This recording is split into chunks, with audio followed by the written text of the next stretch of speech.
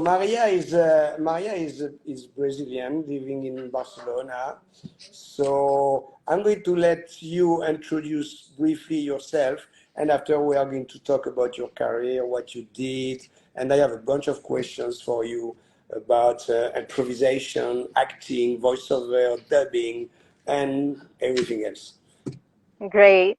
Well, introducing myself, I'm Brazilian. I've been living in Barcelona for 17 years. Oh my goodness. Um, yeah, so I'm almost Catalan, a little bit, very Brazilian still.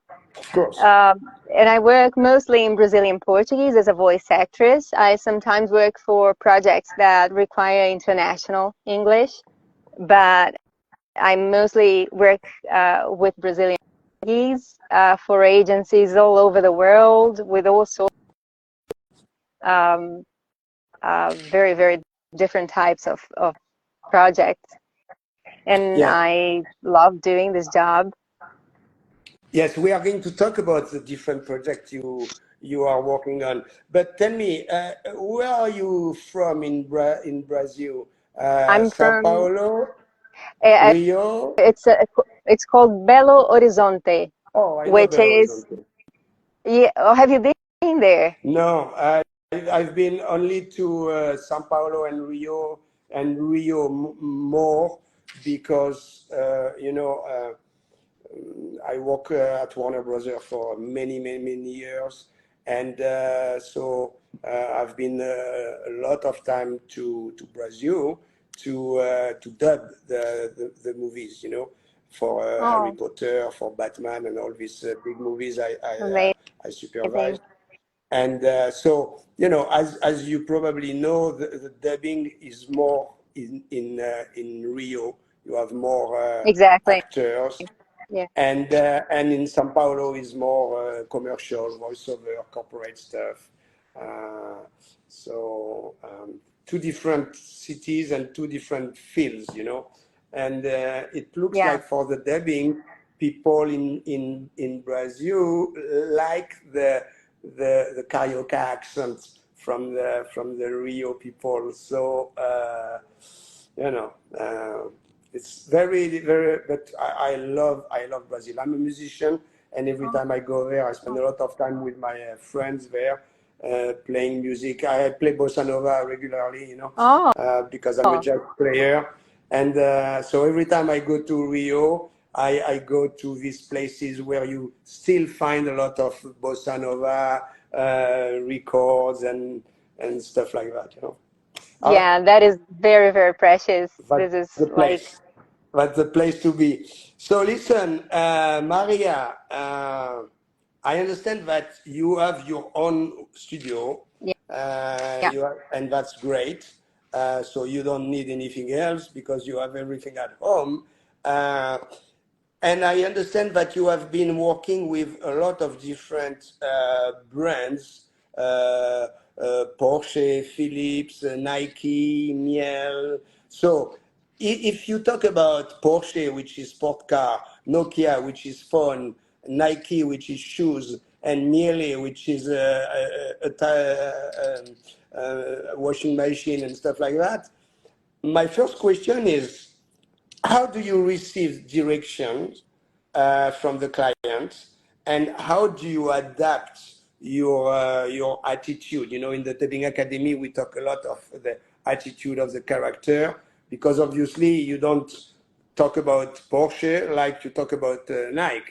So yeah, of course. what's your Yeah. approach, and how do you get direction? Well, the question is, I don't only do the same kind of job for all these companies. I do different types of jobs. So I will do, for example, sometimes corporate material, sometimes commercial, sometimes podcasts, sometimes e-learning, sometimes videos for the employees. The type of job itself already changes the tone, of course, because depending on Absolutely. what I'm doing, if I'm selling something, or if I'm talking to employees, or if I'm just explaining how a company works, the tone already changes. Correct. But then, of course, from product to product, of course, if you're talking about when I did the work for the mill, they say mill, right? Yeah, The miele or miel. Yeah, yeah, I remember they asked me to pronounce it in German, which was like Mille, yeah, miele. Yeah, and they said this is a very expensive brand. They sell these things for a very expensive price. So you're speaking to like rich people. yeah, You're speaking to people who want to hear something sophisticated and something that can show them you're selling something special and sophisticated, which is different from, which is sort of the same. I mean, with some of these brands, like with Chanel, for example, it's more charming and um, it's also sophisticated, but there's a touch of sensuality to it. right. So yeah, so depending on what you're talking about, the product and the type of job you're talking about, yes, so clients will tell you who you're speaking to, who your audience is. I think that's one of the most basic things, who we're talking to, and also what we need to make them feel. We need them to buy something. We need to convince them of something. We need to seduce them. We need to entertain them. We need to make them feel happy, inspired, or Yeah, this is so. and this is great. And because in the Dubbing Academy we try to explain, the different type of voiceover, how you can convey some messages from the client. But voiceover and dubbing, and in the Dubbing Academy it's two different parts, if you want. The acting is really acting because you impersonate a character, so you have to be a character in a different language. Now, for an advertising is a little bit different. For obviously for e-learning, well, you don't impersonate much, because you are pretty neutral. But as soon as you go in commercial, that you become the voice of the brand, and Yeah, so exactly. I was gonna say that even though you're not a character, you are somehow a character because you are not really yourself. yeah, I'm playing, for example, a member of this staff of this company or a CEO, for example. When I speak, I am being sort of someone else, even though it's not like a cartoon or an acting job. yeah. It is somehow acting as well because I am trying to convey something or to express something specific. Absolutely, absolutely, because you are becoming the voice of a brand and you represent the brand. A few years ago, I did a conference in a big event on the importance of casting in the importance of voice casting in branding or something like that. And I was talking about the fact that the voice is so important, and the voice can really represent a brand, and that's why a lot of brand select an actor to represent the brand, because you have the image. Now, in your case, it's a voice, so it's even more difficult because you don't have the image and you just have your voice to Yeah, represent something abstract, you which have is to transmit everything with only your voice. You don't have the exactly, help of gestures, of facial expressions or images. So it is, I think, a lot harder than yeah, acting in a way absolutely. because, Yeah, because you don't have anything to support. It's yeah. just your voice, and you pass the message. So this is pretty cool. So most of the time, and this is for all the people that are listening, do you do some research on the brand before, when you know that you are going to work for Nokia, let's say, or Philips? Are you doing some research on the brand to feel a little bit who they are, where are they Yeah, coming from? yeah.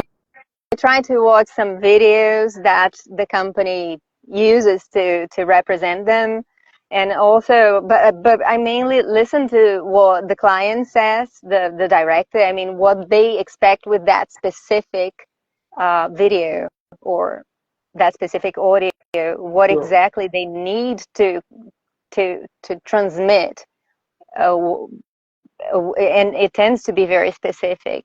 Oh, yes, absolutely. Great. So you are working a lot with obviously emotions, transmitting a message, which is things that we cover a little bit in the Dubbing Academy. Obviously, in the Dubbing Academy, it's like a book, so you read it and you have to work on it. It's not it's not because you finish the course that you know everything, because the experience represents a lot. So much.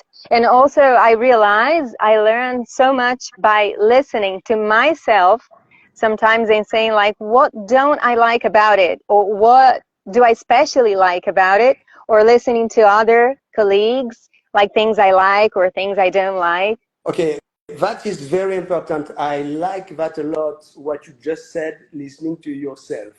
Because one of the most difficult things is to judge yourself. Because it's very easy to judge other people, but judging yourself and having an objective opinion about what you just did, that is very difficult. And I touch on that on the Dubbing Academy, but I know this is really one of the hardest thing to do. You record something and say, okay, now I have to forget that I just did that, and I'm a listener, and I'm listening. And what do I think about this voice? And you have to remove yourself from the project and listen as a lambda listener.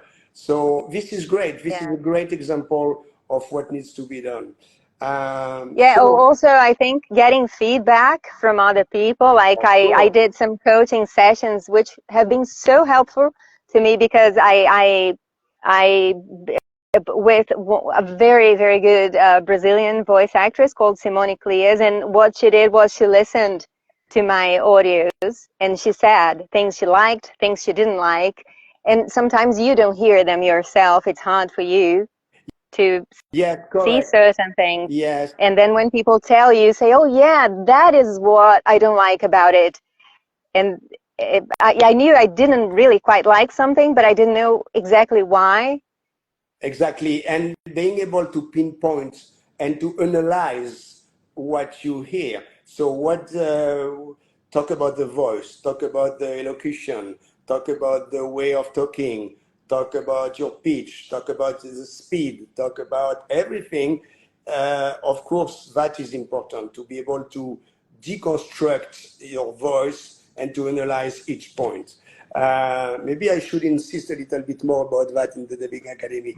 I'm going to add some. I'm going to add some content. This is a good idea. And have that humble attitude that we always have things to learn. Even if we're professionals and we can always learn and improve. Absolutely. There is great musician, Yehudi Menuhin, a violinist, classical violinist, great violinist, who was saying, if you stop learning when you are a musician, it's better to stop immediately playing, because that's it. Yeah. So you have to learn all the time. I'm a musician. I'm much older than you, and I play my guitar all the time, every day, and I stay in shape, and I continue to improve. I do jazz, so I do improvisation, and this leads me to your improvisation group, because I understand that you do improvisation. So I want to talk about that. But first, I want to make sure that everybody knows that you got an international prize, the Sovas Voice Arts Award, Outstanding Narration, E-Learning, Best Portuguese Voiceover. So big congratulations, big bravo, Thank you. fantastic. This is very nice, and I know you are probably very proud, and you are right, because it's a lot. Yeah. Um, so so now you are on top of what you do, your career as a voiceover. and after we talk about acting. But you are now doing some improvisation. So tell us a little bit, what is improvisation? What do you do? And after, I want to talk about the relation between improvisation and your work or with acting, because I always relate everything with music, as you can probably see Yeah. by the academic course. So tell me about the improvisation. What do you do there? Yeah, I'm actually really beginning to learn. I didn't know much about improvisation until I started doing it. Just as when I started working as a voice actress, I didn't know much about it, and now I'm feel like I'm a little baby in the improvisation world. It is a very hard art because it requires us to be really present, really to think very fast, to really listen to the others, to Yeah. react quickly, but to support each other very much. But of course, it involves a lot of acting and a lot of we make hundreds of characters in one class because we are always doing short scenes.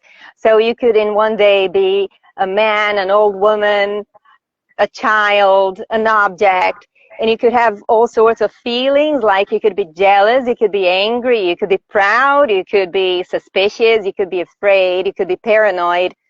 So that is very helpful also because practicing the construction of characters constantly, different emotions, different tones, different sensations, different feelings, and Yeah. having to react quickly to each of them to go from one to another very quickly, like being very excited and then being very sad the next time. So it's an You have amazing to, practice for, yeah, you have to change emotions very fast, change attitudes very fast, and this is what I like in animation, because in yeah, animation you find a little bit this property, if you want, because the characters are so yeah, extreme. definitely. Yeah. Yeah, and Extreme so emotions. Yeah. exactly. And you can jump from one to the other in 1 second. I spent most of my career with the Looney Tunes and all the Cartoon Network stuff. And, it was so much fun. I still do. I still have some project with animation, which I love a lot. And this is a little bit like what you said. You have to change very fast. So this is probably helping you a lot in your acting, because Very much. And the other way around as well, I think one helps very much the other. My experience as a sure, of voice course. actress does help me a little because improvisation is so hard, but also it definitely helps me in the construction of characters. And dubbing, I have to say, is my favorite job in the voice world by far. And I wish I could do it more, but most of it is done in Brazil. But it's my very favorite type of voice Yeah, work. yes, that's true that most of the dubbing is done in Brazil. But I'm sure we can find something for you in Barcelona. I'm going to start working on that. So, what would you say about flexibility, about jumping from voiceover to improvisation to dubbing? At the end, everything is a little bit the same. Yeah, At the end, you have to, regardless of what you do, you have to act. And maybe we all act anyway. In your life, you act all the yeah, time. So you act in front of your boss, in front of your husband, in front of your wife. So you always act a little bit. And but this is different type of acting. So are you my question is, do you rely on the experience you have on other genders, or for you it's one big art and you take what it is on the moment? If I rely on my experience on what? I'm sorry, I missed the. Your experience of the different type of work you do. You know, is it for you acting as a whole, or is it very different from one project to the other? I think it's basically what you said. I think, like as Shakespeare said, all the world is a stage, and we're merely players. So I guess we're constantly kind of acting, but and I think they're all very similar. I think the creation of I think sometimes we're just more creating a real character, which is the specific thing about improvisation, or when you dub, like you're really being someone specific.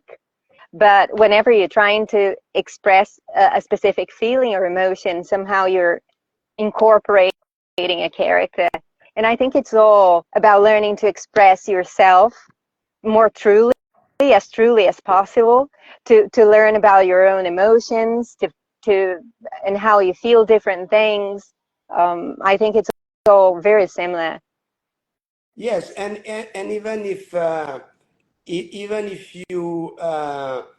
you impersonate a specific character on a specific movie, you know, people who don't really know the being, they tell you you have to really be the character and do exactly like the English are doing, and that never works, you know, because Brazilian is not English, French is not Brazilian, Exactly. That is a very good French is point. not English. So you always put a little bit of adaptation. And I always say when I do conferences, you don't dub to a language, you dub to a culture, obviously.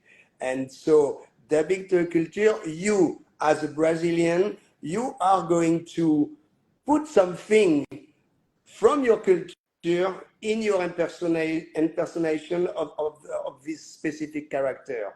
So even if you Totally. are not Yeah. aware of it, you will do it anyway. Yeah. Yeah, no, totally. And that is a very good point, because sometimes I get people saying, uh, can you sound like the English version? And I say, this is not how happy sounds in Brazil, you know. Exactly. Happy in Brazil is different.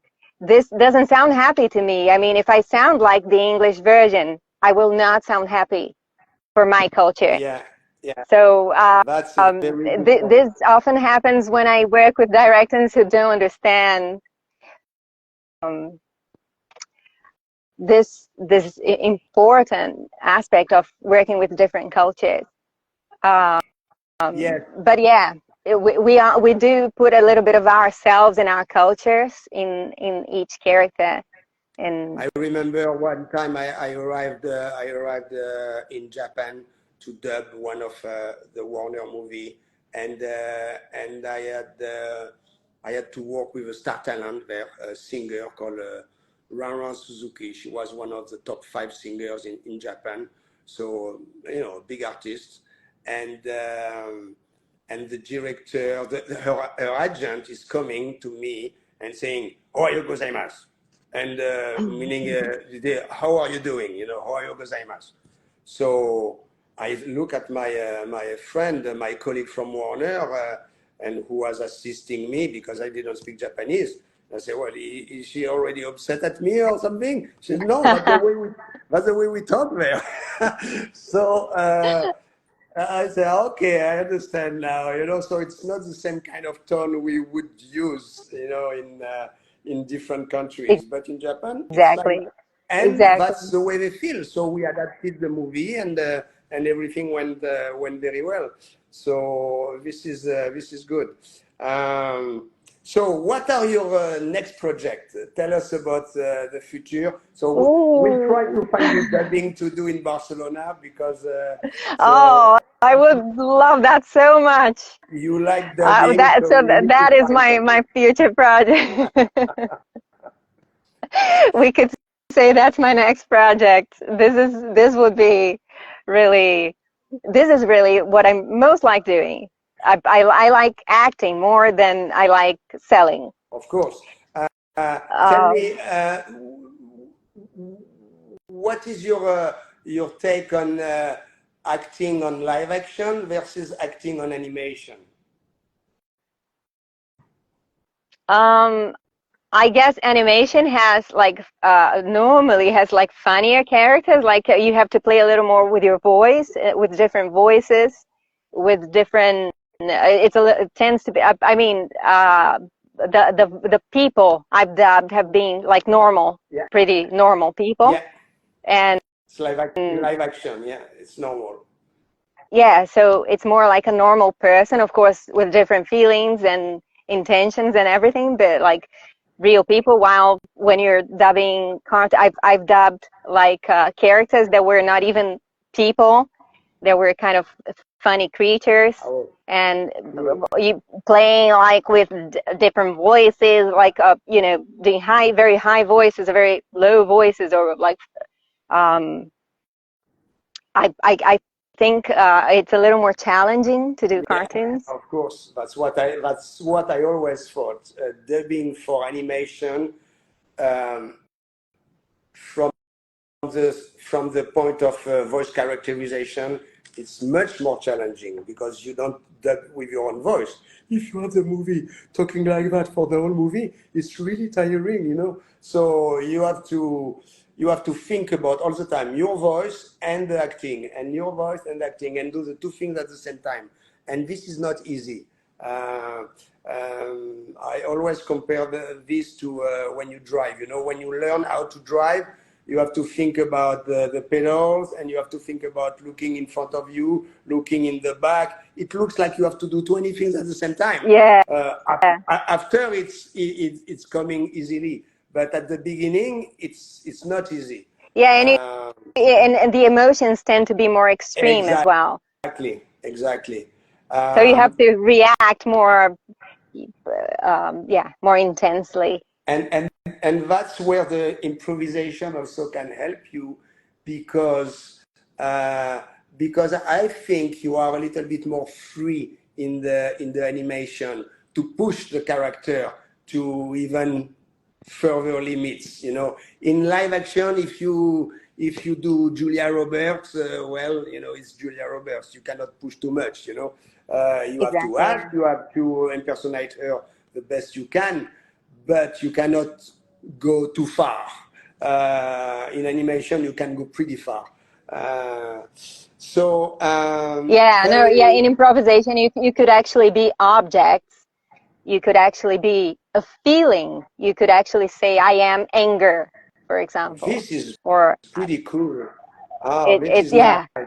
So it is very extreme. You could be anything. You could be a wave. You could be a cloud. You could be a box. You could be anything. So it is crazy. It is an amazing exercise. Wow, this is great. I need to come and see an improvisation. Do they accept public in your group? I want to see that. This is And really I was cool. lucky to meet a group here in Barcelona. They're just so amazing. It's a school run by women, by two fantastic women called Kiva and Ella. Kiva from Ireland and Ella from Australia. And yeah, it's such a warm place, because I mean you expose yourself so much. You feel so vulnerable when you're and they created a perfect place for us to just express ourselves without fear. This is very nice. This is great. Tell me a little bit about your studio. So I understand you have a studio bricks. Yeah, I'm Uh, inside it right now. I see So that, yeah, yeah.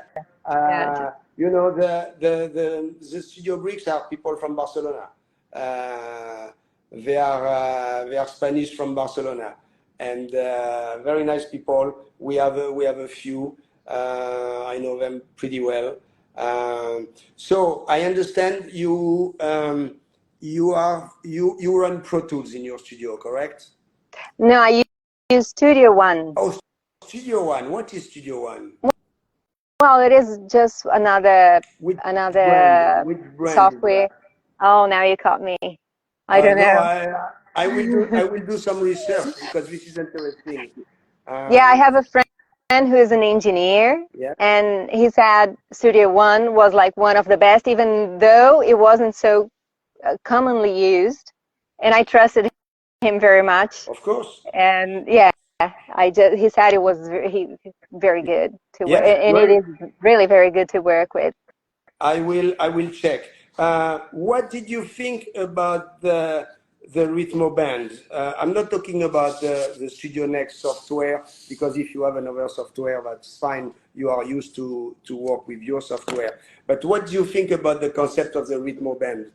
Because in Brazil, they don't use that too much. It's really in France and Belgium and Canada.